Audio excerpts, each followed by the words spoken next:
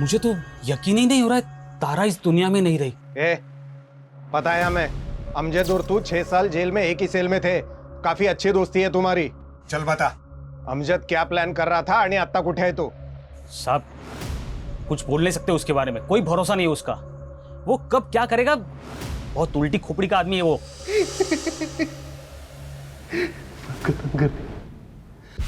बाकी सब खत्म कर दूंगा, सब तबाह कर दूंगा मैं। अमजद होश में आ। अरे अपने 2 बच्चों को तो मार चुका है, और किसको खत्म करेगा, किसको तबाह करेगा तू? और हाँ, मैंने अपने दोनों बच्चों को मार दिया। अब क्या करूं मैं? किसको मारूं? हाँ? खुद को मार दूं। मुझे तो यकीन ही नहीं हो रहा कि उसने तारा को मार दिया। मैं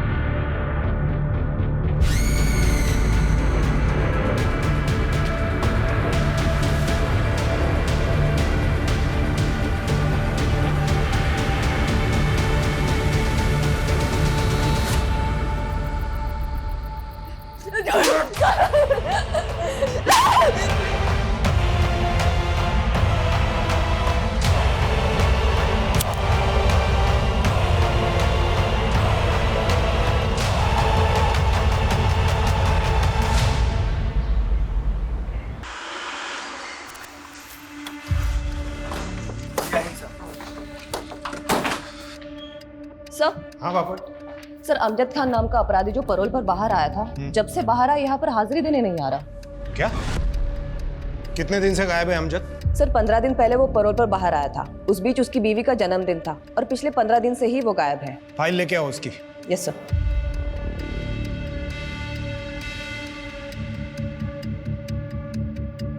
ओह माय गॉड, ये अमजद एक है। 10 साल पहले इसने के नशे में अपने ही 2 बच्चों को गला घोटकर बेरहमी से मार दिया था। उसी की सजा ये जेल में काट रहा है। इसकी पहली बीवी इसको कब का छोड़ के जा चुकी है। जिसके जन्मदिन की बात तुम कर रही हो, ये उसकी दूसरी बीवी है। Right sir. बापट, इस अमजद के बारे में इंफॉर्मेशन इतनी लेट क्यों दी? क्यों लोगों की जान खतरे में डाली? अब तक क्यों कोई एक्शन नहीं लिया? सर, हमने उसके वाइफ तारा के पास एक कांस्टेबल को भेजा है पता करने के लिए कि अमजद खान कहाँ है और क्यों। Sorry sir. हेलो, क्या?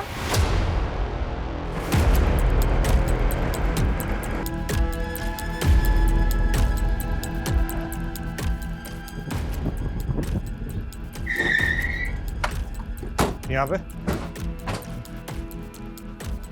दरवाजा तोड़ा।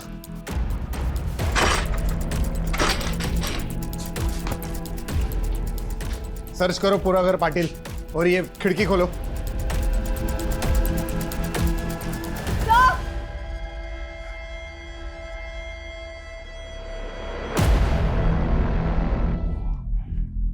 बापट, बॉडी डिकम्पोज हो रही है, मतलब मौत होके 2-3 दिन हो चुके हैं। Right sir.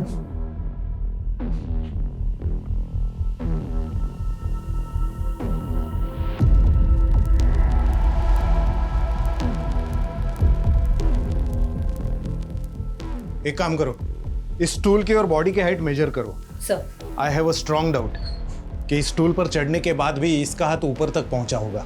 सर आसपास के लोगों का कहना है उन्होंने अमजद को देखा था यहाँ।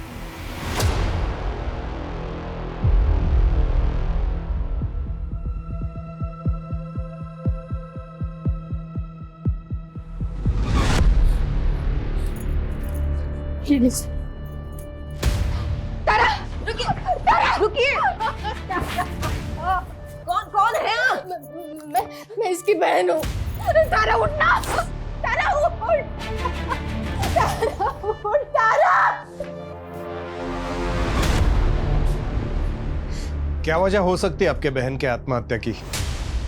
ये आत्महत्या नहीं है, मर्डर है। उसने मारा है मेरी तारा को। मैं तारा को कितना समझाती थी कि उस क्रिमिनल से शादी मत कर, लेकिन उसने मेरी एक भी नहीं मानी। और ये सब आखिरी बार कब बात हुई थी आपकी बहन से? तारा, उसने अपने खुद के 2 मासूम बच्चों का कत्ल किया है। तुम्हें वो क्या ही अहमियत देगा? तुम्हें इतनी सी बात समझ नहीं आ रही है कि 2 साल बाद बेल पर बाहर आने पर उसने तुमसे निकाह कर लिया, और इतने सालों में उसने तुम्हें दिया ही क्या है सिवाय तकलीफ के? हर बार आप इसी बात का मुद्दा क्यों बना लेती है? होगा दुनिया के लिए मुजरिम, मेरे लिए वो मेरा शौहर है और मैं उससे बहुत प्यार करती हूँ। इस प्यार के भूत को ना सर से उतार दो। इस 7 साल की शादी में वो सिर्फ 2 महीने तुम्हारा शौहर बन के रहा है। वो सिर्फ कातिल है, कातिल। और इस बात का इंतजार मत करना कि वो एक दिन तुम्हारी भी जान ले ले। वो अभी पैरल पर बाहर आया है, लेकिन कितना वक्त दिया उसने तुम्हें? दिन रात सिर्फ नशे में धुत रहता है वो।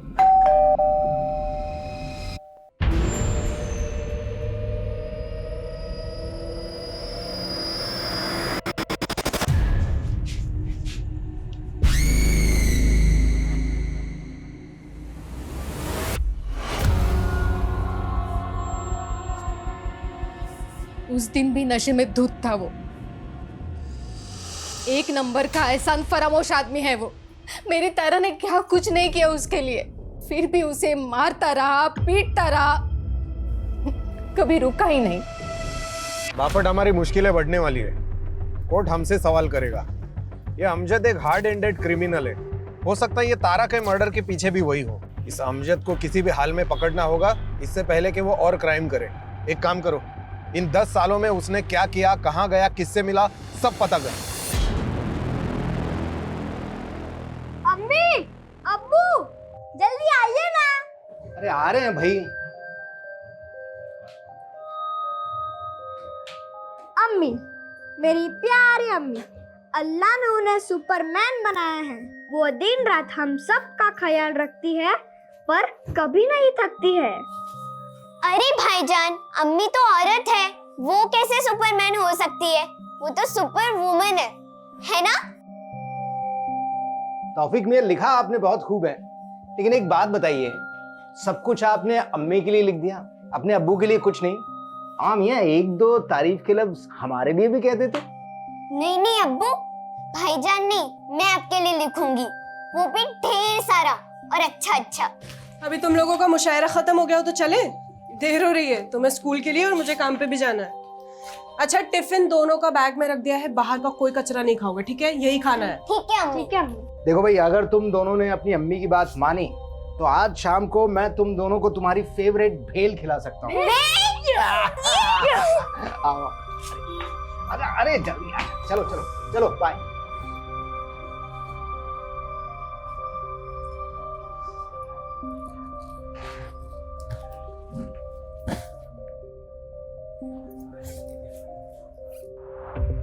सर, ये तारा की पोस्टमार्टम रिपोर्ट। सर, उसके शरीर में कोई सब्सटेंस, जहर या नशीला पदार्थ नहीं मिला। उसकी मौत गले की हड्डी टूटने से ही हुई है, लेकिन उसके गले पर उंगलियों के मार्क्स मिले। और स्टूल की हाइट? सर, स्टूल की हाइट और तारा की हाइट के अकॉर्डिंग फांसी का फंदा लगाकर लटकना नामुमकिन तो नहीं, लेकिन मुश्किल जरूर रहा होगा। मतलब पॉसिबल है तारा को पहले गला दबाकर मार दिया गया, फिर उसे सुसाइड दिखाने का नाटक किया गया।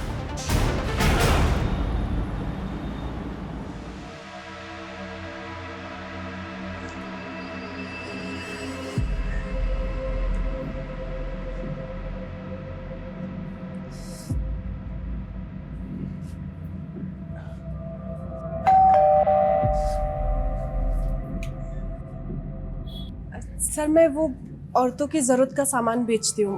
आपके घर में कोई औरत है तो प्लीज बुला दीजिए। हाँ है, मेरी बीवी है ना, सुनीता। अगे सुनीता, बाहर है। शायद वो बाथरूम में होगी। अरे आप बाहर क्यों खड़ी है? अंदर आइए, अंदर आके उसे आराम से समझा दी। आइए आइए आइए।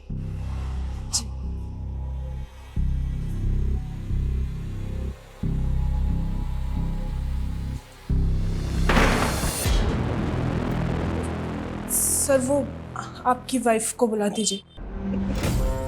होगी तो आएगी ना। अरे यार तुम भी हमारी जरूरत को समझो ना।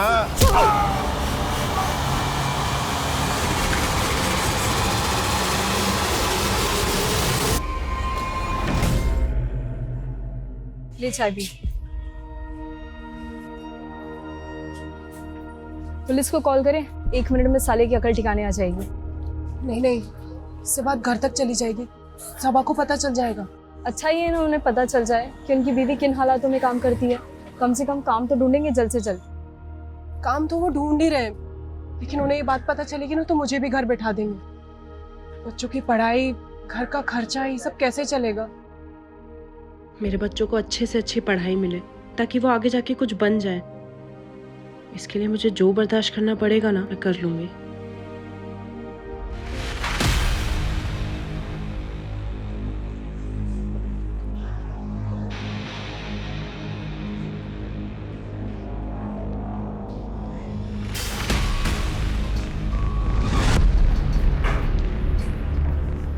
ये पूरी लिस्ट क्रॉस चेक करवाओ।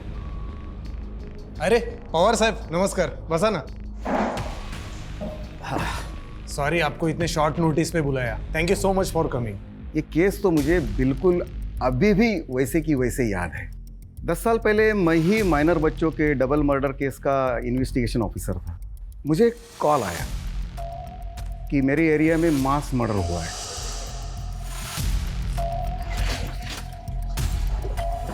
साहेब बघा, आग आ रही है।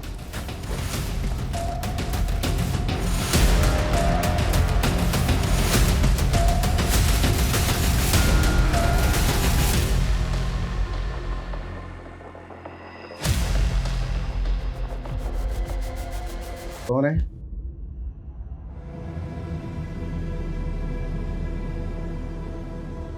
अरे बच्चों को क्यों मारा?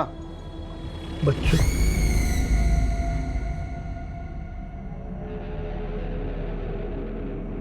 मान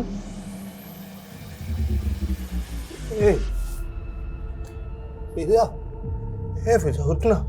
क्या हुआ इनको? साले अपने ही बच्चों को मारकर उनका मर्डर करके इनोसेंट बनने का नाटक कर रहा है।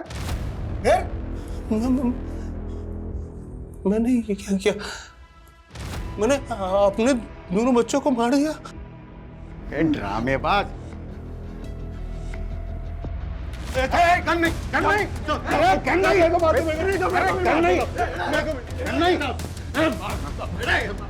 गाड़ी टकाला। बॉडी पोस्टमार्टम के लिए भेज दो।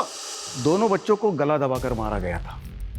फॉरेंसिक में तो बिल्कुल क्लियर था कि पूरे घर में बच्चे और अमजद के ही फिंगरप्रिंट्स थे और उसके ब्लड में भी बहुत ही हाई लेवल के थे। जब उसको गिरफ्तार किया तब वो तो नशे में धूत था और जब बच्चों का अंतिम संस्कार हुआ तब वो कस्टडी में था और उसने डिमांड तक नहीं की वहां जाने की। पवार साहब हमें डाउट है कि तारा का मर्डर भी उसी ने किया है। तारा के गले पर फिंगरप्रिंट्स मिले हैं हमें। प्रॉब्लम यह है कि इतना खतरनाक गुनहगार गायब झाला है और पता नहीं वो आगे जाके क्या करेगा।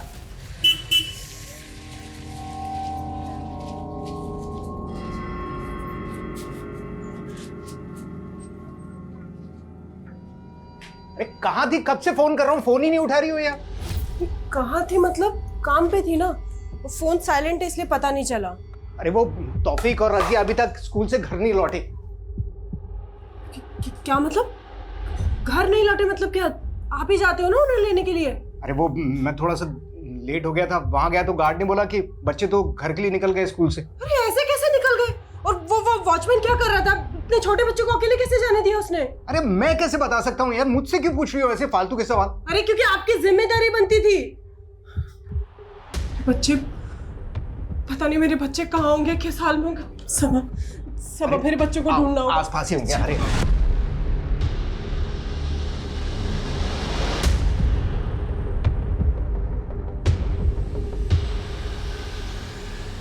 ठीक है सर, मैं फाइल भिजवाता हूँ अभी। जाए बैठिए। सर ये तौफीक और रजिया हमारे बच्चे हैं सर। सर ये अभी तक स्कूल से घर नहीं लौटे। नहीं लौटे मतलब? बच्चे स्कूल से घर खुद आते हैं, कोई लेने नहीं जाता? कोई स्कूल बस या वैन? सर इनकी छुट्टी के वक्त मैं काम पे रहती हूँ तो सबा उनको लेने जाते हैं। आज इनको थोड़ी देर हो गई तो वॉचमैन ने उनको रोका ही नहीं, बस जाने दिया। किस स्कूल में पढ़ते हैं? सर मैंने दोनों बच्चों को रोकने की कोशिश की, दोनों बच्चों ने मुझे बेवकूफ़ बनाया और वहाँ से भाग गए सर, और मैं कुछ नहीं कर पाया। अंकल जाने दो ना, हम बड़े हो गए हैं, हम अपने घर खुद से जा सकते हैं। मुझे मालूम है तुम दोनों बड़े हो गए हो, पर अभी चुपचाप वहाँ बैठो। जब तक तुम दोनों को लेने नहीं आता तब तक वहाँ से हिलोगे भी नहीं। चलो बैठो। भाईजान भागो! अरे बच्चों, अरे बच्चों! बच्चों ने तुझे बेवकूफ़ नहीं बनाया, तो हमें बेवकूफ़ बनाने की कोशिश कर रहा है। यकीन कीजिए मेरा, सच बोल रहा हूँ मैं। सीसीटीवी फुटेज देखेंगे ना, सब पता चल जाएगा सच बोल रहा है या झूठ बोल रहा है। सीसीटीवी कैमरा तो लगा है ना? सर कैमरा लगे तो हैं पर काफ़ी टाइम से खराब है वो। तो तुम लोग ना स्कूल के आसपास देखो, अगर कोई सीसीटीवी है तो उसकी फुटेज निकलवाओ सर। और तुम अगर बाद में पता चला ना कि कुछ झूठ बोला तो लंबा अंदर जाओगे। सर सच बोल रहा हूँ, यकीन कीजिए मेरा। सर कमें सर, ये स्कूल के पास का सीसीटीवी फुटेज मिला है, इसमें बच्चे किसी आदमी से बात कर रहे हैं, लेकिन सर इसका चेहरा नहीं दिखाई देता। अगर इसी आदमी ने बच्चों को गायब किया है तो मतलब ये पहले से जानता था कि बच्चे स्कूल से घर अकेले जाने वाले हैं। है कौन ये आदमी? साहब इसमें चेहरा तो दिखाई नहीं दे रहा है, ऐसे कैसे पहचानूं ये कौन है? एक दूंगा ना कान के नीचे, सब याद आ जाएगा। सर यकीन कीजिए मैंने कुछ भी नहीं किया, मुझे कुछ भी नहीं मालूम सर।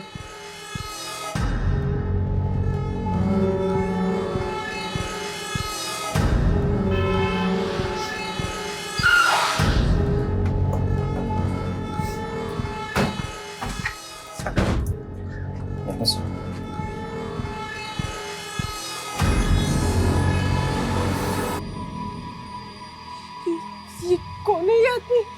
सबा ये आदमी कौन है? ये कहाँ लेके जा रहे हैं मेरे बच्चों को? बेफिक्र रहिए, हम जल्द पता लगा लेंगे आदमी कौन है और आपके बच्चों को लेकर कहाँ गया।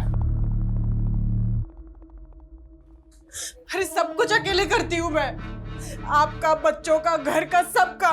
इतनी जिल्लत बर्दाश्त करके 4 पैसे कमा के लाती हूँ कि गुजारा हो सके हमारा। सबके बदले में आपको सिर्फ एक काम सौंपा था, बच्चों को स्कूल से लेकर आने का, वो भी नहीं कर पाए आप। इतना सा काम नहीं कर पाए आप। पता नहीं मेरे बच्चे कहाँ होंगे, कौन लेकर गया होगा। हो गई गलती, कैसे ठीक करूं इस गलती को?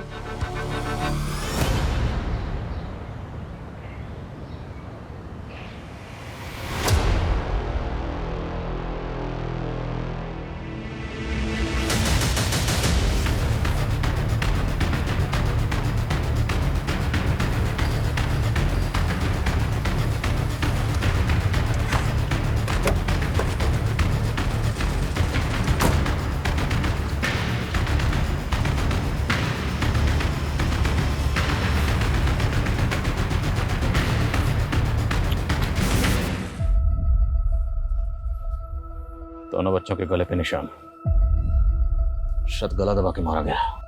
सर बॉडी की स्टिफनेस को देख के लग रहा है मर्डर 4-5 घंटे पहले हो चुका है। वहशी दरिंदा कौन है जो इन दोनों बच्चों को बहला फुसलाकर अपने साथ ले गया, जान से मारा और मारने के बाद दोनों लाशें यहाँ फेंक गया? दोनों बॉडीज को पोस्टमार्टम के लिए भेजो सर। मेरे बच्चे, मेरे बच्चे, मैं मर जाऊंगी। संभाल खुद। मेरे बच्चों को मैं नहीं जी पाऊंगी। मेरे सारी गलती मेरी है। अगर किसी को मरना चाहिए तो मुझे मरना चाहिए, मुझे कोई हक नहीं है जीने का। मेरे बच्चों का ख्याल नहीं, मैं मर जाऊं। मेरे बच्चों का नाज नाज नाज नाज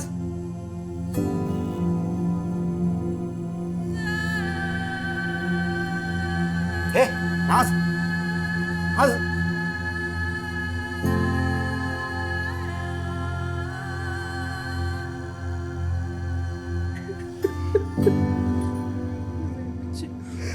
सब मेरे बच्चे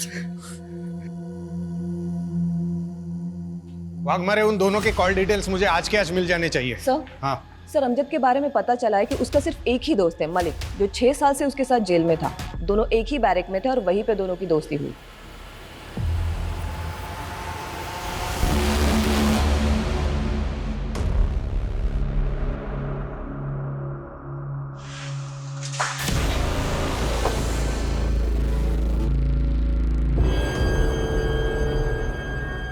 मुझे तो यकीन ही नहीं हो रहा है तारा इस दुनिया में नहीं रही। पता है हमें, अमजद और तू 6 साल जेल में एक ही सेल में थे। काफी अच्छी दोस्ती है तुम्हारी। चल बता, अमजद क्या प्लान कर रहा था आणि आता कुठे है तू? साहब कुछ बोल नहीं सकते उसके बारे में, कोई भरोसा नहीं है उसका। वो कब क्या करेगा, बहुत उल्टी खोपड़ी का आदमी है वो।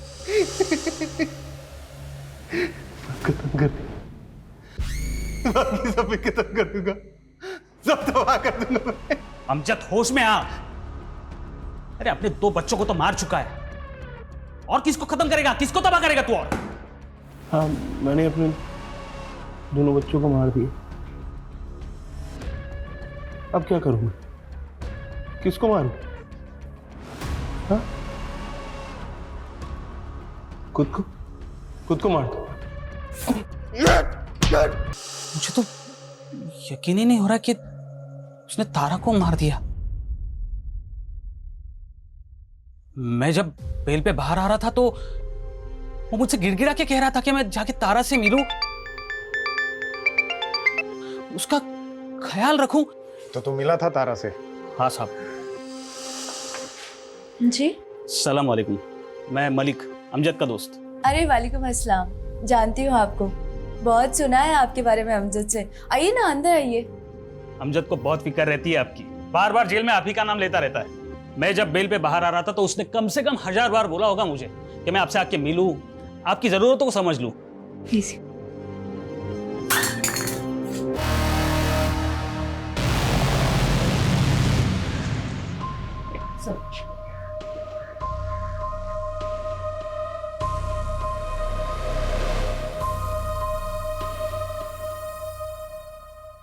मलिक, ये अमजद जब पैरोल पर बाहर आया था तो दोस्ती का फर्ज निभाने तू मिला भी था ना उसे।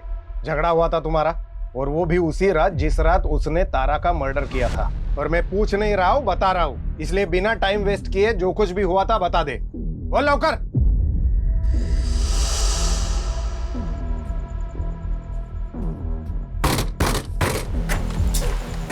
अमजद तू यहाँ?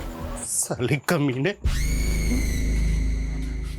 दोस्त बोलता है मेरे को, पीठ में छुरा भोंक दिया दोस्त के। क्या बोला था? मेरी तारा का ख्याल रखना। गद्दारी करती है। अरे चुप कर साले नशेड़ी, कुछ भी बकवास करता रहता है। क्या बोला उसको? वो मेरे को रूखा रूखा जवाब क्या को देती है? मेरे को पहला जैसा प्यार नहीं करती है। मेरे को हगालती क्या को? साले हमेशा ऐसे गुस्से में घूमेगा? अरे जरा शांत दिमाग से बैठकर सोच लिया कर कभी। 6 साल हो गए तुम लोगों के निकाह को, निकाह के बाद से तू जेल में है। क्यों वो तेरा इंतजार करेगी इतना? हो सकता है वो किसी और को चाहने लगी हो, किसी और से प्यार करने लगी। वो मेरे अलावा किसी से प्यार नहीं कर सकती, मुझे नहीं छोड़ सकती। और सुन ना, मैं उसे छोड़ने दूंगा, मैं सबको सीधा कर दूंगा। ये अमजद पैरोल पे बाहर आया ताकि तारा के साथ वक्त बिता सके, उसका जन्मदिन मना सके। लेकिन बाद में उसको पता चला कि तारा को अब उसमें कोई इंटरेस्ट नहीं है, शायद उसके लाइफ में कोई और आ गया है। गुस्से में तारा का गला दबा कर मार दिया और लटका कर सुसाइड दिखाने की कोशिश की और गायब हो गया। लेकिन ये अमजद अब है कहां और क्या करने वाला है कुछ नहीं पता।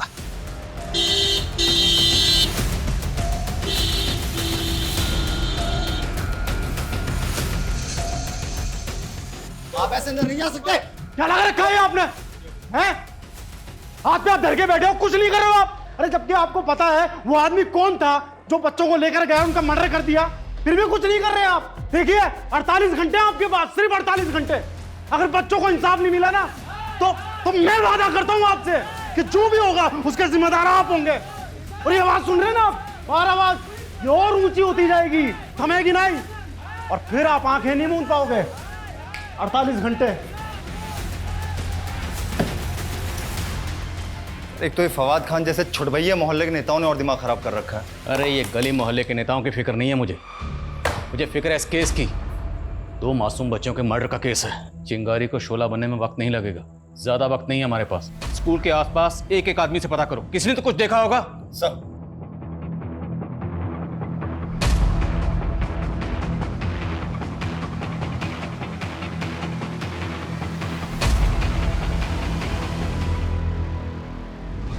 साहब मैं देखा उस आदमी को, बंदा सा लग रहा था, बड़ी दाढ़ी थी।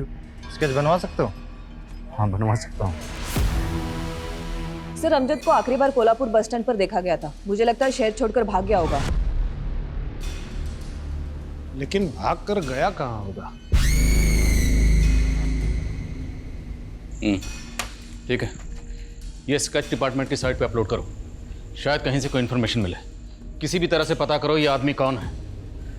तो छोटे मासूम बच्चों की मौत का मामला है, केस को हल्के में नहीं ले सकते। इस स्केच को बच्चों के घर वालों को दिखाते हैं, शायद वो बता पाए कि आदमी कौन है। सर नहीं सर, मैंने इसे कभी नहीं देखा। सर ये मेरे बच्चों को कैसे जानता है पता नहीं। हमारी दुनिया तहस नहस कर दी सर, सब उजाड़ दिया।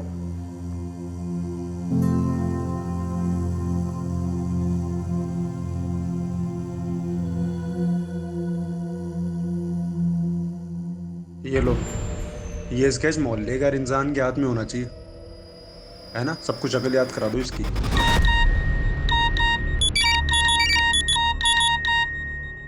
तुम सबके सब लोग कर क्या रहे हो? सो रहे हो क्या? जो स्केच डिपार्टमेंट की साइट पे लोड होने के लिए बना था वो लोगों के मोबाइल में घूम रहा है, मैसेजिंग ऐप पर। कैसे लीक हुआ ये? हाँ तुम? Hello, what? Please thank you sir. जिस आदमी को आप ढूंढ रहे हो उसका नाम अमजद खान है। 10 साल पहले उसने अपने 2 बच्चों को बेरहमी से मार दिया था, उसी की सजा काट रहा था। सर 15 दिन पहले पैरोल पर बाहर निकला, अपनी बीवी तारा का मर्डर किया और फरार हो गया। तारा मर्डर केस? जी सर, ये लीजिए।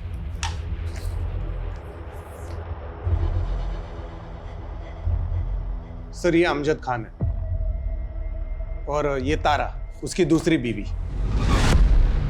और सर ये 2 बच्चे जिनको अमजद ने मार दिया था।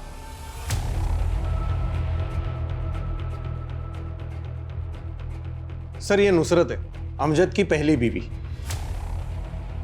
तो नाज़नीन? नाज़नीन? नहीं सर, ये नुसरत है, नुसरत आजमी, अमजद की पहली बीवी। जिन 2 बच्चों के अमजद ने मर्डर किए वो इसी से थे।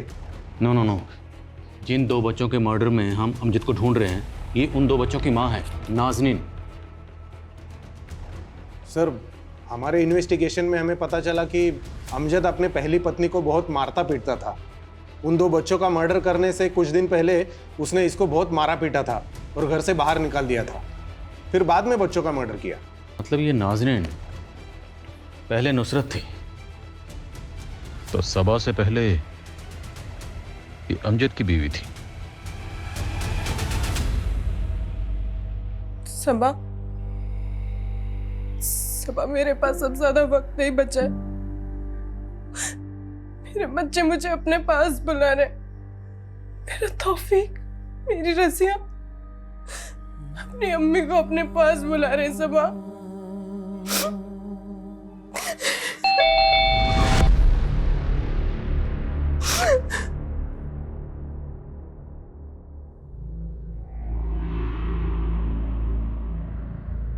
उस वीडियो में आपके बच्चों के साथ जाते हुए जो आदमी दिखाई दे रहा है ये उस आदमी का स्केच है। आप पहचानती हैं इसे? सर ये तो अमजद है, इसने मेरे बच्चों का कत्ल किया है। सबा इसने फिर से मेरी गोद छूनी कर दी। ये शैतान मेरी जिंदगी से क्यों नहीं जाता सबा, क्यों नहीं जाता? अरे शर्म नहीं आई तुझे? अपनी औलाद को खा के तुझे शर्म नहीं आई क्या? तुझे अगर फांसी भी हो जाएगी ना तो भी मुझे सुकून नहीं मिलेगा। इस दुनिया में नहीं, उस दुनिया में तेरे को सजा मिलेगी। क्या प्लीज शांत हो जाइए। ये गाड़ी टाका।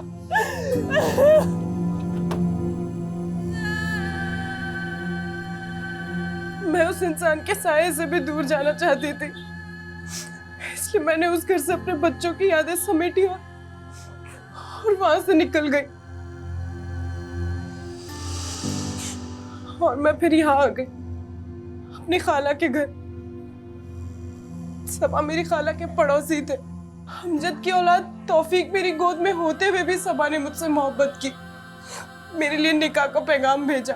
खाला के सब जाने के बाद मैंने सबा से निकाह कर लिया और शादी के कुछ साल बाद रजिया पैदा हुई। बहुत खुशहाल परिवार था सर हमारा, लेकिन इस अमजद ने इसने एक बार फिर से मेरी गोद चूनी कर दी। सब कुछ खत्म कर दिया इसने।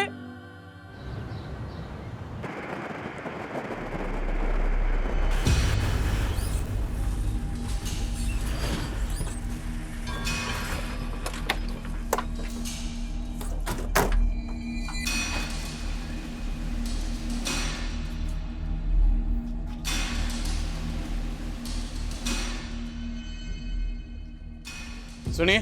जी साहब। इस घर में अमजद रहता था, आप जानती हैं उसे? जी साहब, वो खौफनाक मंजर याद है मुझे। मैं यही थी। कौन है? सर अमजद खान है सर, ये बच्चों का बाप है सर, बहुत बड़ा नशेड़ी है ये। आज भी दहशत होती है उस वक्त को याद करके। दिन रात अपनी पत्नी नुसरत को मारते रहते थे वो।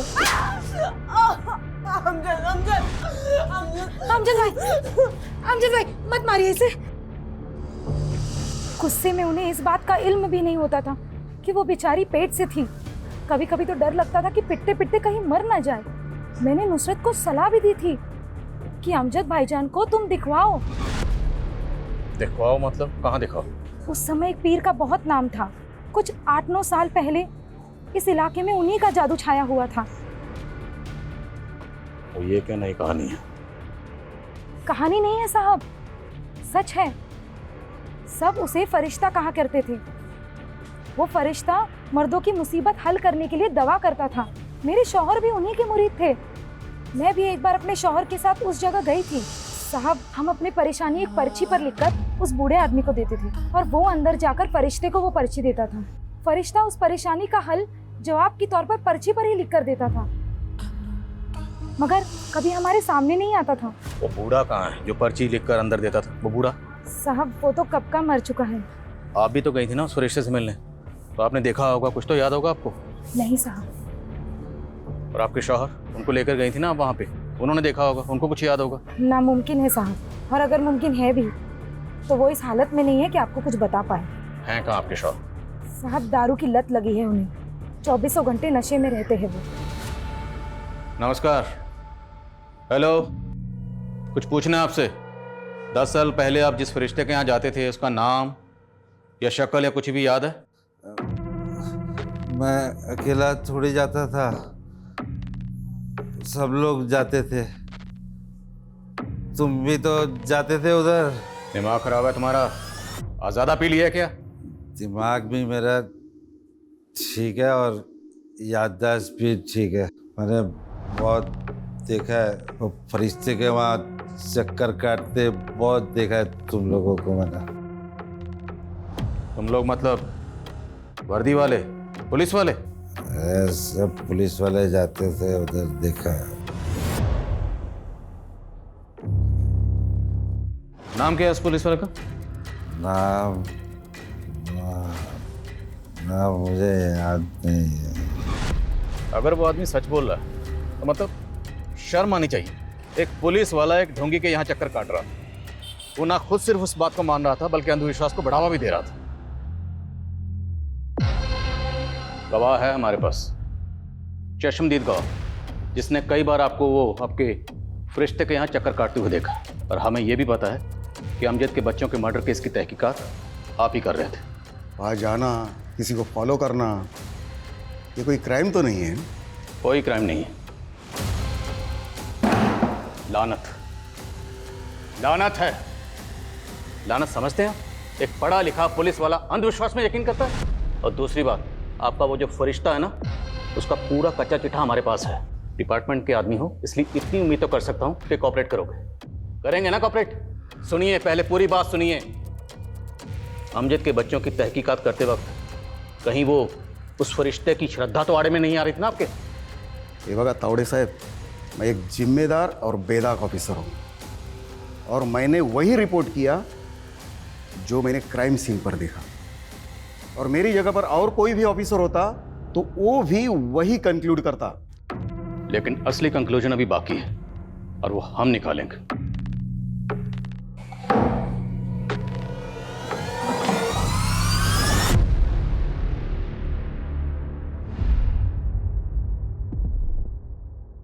सर, पता चल गया थाने में फरिश्ते की दुकान चलाने में मदद कौन कर रहा था। कौन है?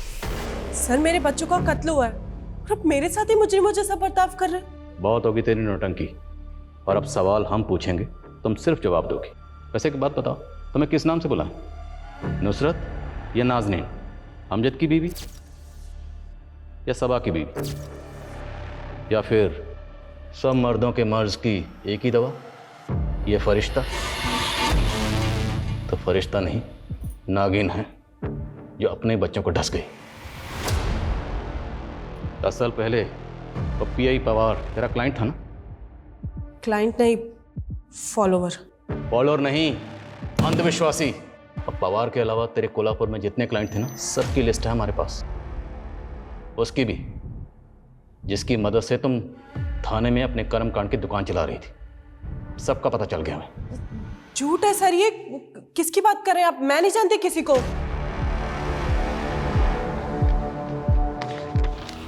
ये तेरा आशिक फवाद,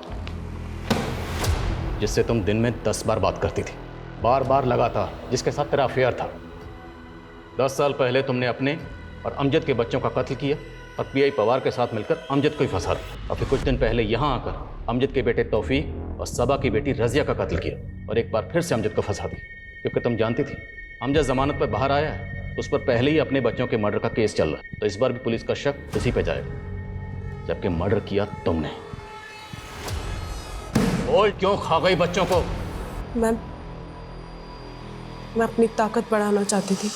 10 साल पहले मैंने ख्वाब देखा था कि अगर मैं अपने बच्चों की कुर्बानी दे दूंगी तो मेरी पावर बढ़ जाएगी, लेकिन मैं जेल नहीं जा सकती थी, तो मैंने अमजद का इस्तेमाल किया। अमजद बच्चों के कत्ल के जुर्म में जेल गया और मैं कोल्हापुर से थाने आ गई। तौफीक और रजिया, उनको भी पावर बढ़ाने के लिए मारा?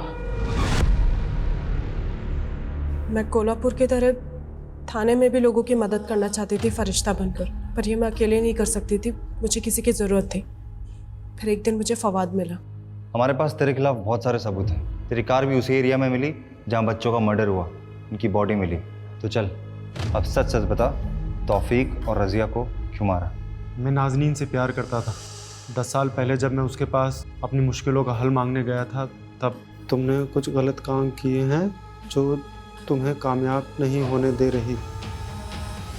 सलाम चाचा। सलाम। रुको रुको, अरे उनके बताए उपाय से काम हुआ मेरा। रिश्ते का हाथ चूमकर शुक्रिया अदा करूंगा, बस कुछ नहीं। चाचा जाने कर दूंगा, जाने दीजिए। ऐसी ज़हनी और करिश्माई औरत मुझे ज़िंदगी में नहीं दिखी, पर एक दिन पता चला वो कहीं चली गई। फिर कुछ समय बाद वो मुझे यहाँ थाने में मिली। मैं उसे खोना नहीं चाहता था, इसलिए मैंने उसे अपने प्यार के बारे में बताया और फिर हमारा अफेयर शुरू हो गया। फवाद, मैंने फिर से वो ख्वाब देखा है, बच्चों की कुर्बानी देनी होगी, उससे मेरी ताकत में इजाफा होगा। लेकिन उसके बाद हम निकाह कर लेंगे। मैं तुमसे और दूर नहीं रह सकता। मुझे पता था अमजद पैरोल पे बाहर आया, उसकी बीवी ने खुदकुशी कर लिया। मैं जानती थी वो मुझे मिलने और अपनी औलाद तौफीक को देखने ज़रूर आएगा। वो जब मैं जेल गया था तो तुम पेट से थी ना? क्या हुआ था बता ना। बेटा हुआ था। कहाँ है? मेरा है। ठीक है, बच्चे अभी स्कूल गए, 12:30 बजे छूटेंगे।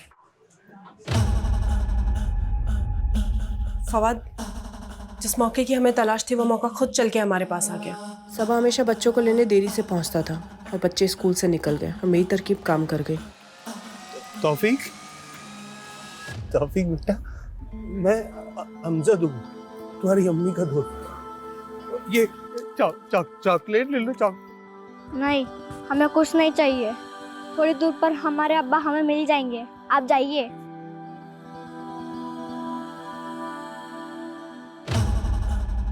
तुम लोग यहाँ कहाँ घूम रहे हो? तुम्हारी अम्मी तुम्हें कब से ढूंढ रही है, परेशान हो रही है। आओ मैं तुम्हें छोड़ देता हूँ, चलो।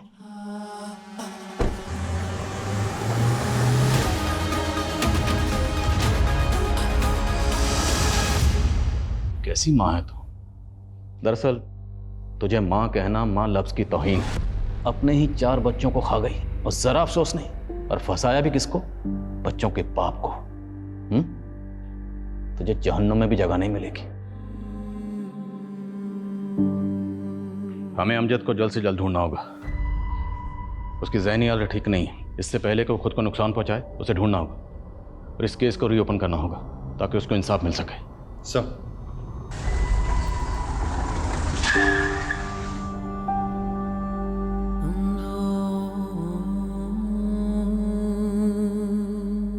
अमजद सच बोल रहा था। उसने गुस्से में तारा की गर्दन पकड़ी जरूर थी, पर उसने तारा को मारा नहीं था। तारा ने खुदकुशी की थी। एक अंधविश्वासी औरत ने अमजद जैसे बेगुनाह इंसान को एक बार नहीं बल्कि 2 बार झूठे जुर्म में फंसाने की कोशिश की। हालांकि पहली बार सच को सामने आने में इतना ज्यादा वक्त लग गया, जिसके चलते अमजद की जहनी हालत पूरी तरह से बिगड़ चुकी। पर अब केस रीओपन हुआ और हम पूरी कोशिश करेंगे कि अमजद को इंसाफ मिले। इस स्पेशल सीरीज में हम ऐसी ही कई और हैरत अंगेज और दिल दहला देने वाली कहानियां लेकर आते रहेंगे, जो कल्पना से भयानक सच और सबक दोनों हमारे सामने रखेंगे। जय हिंद।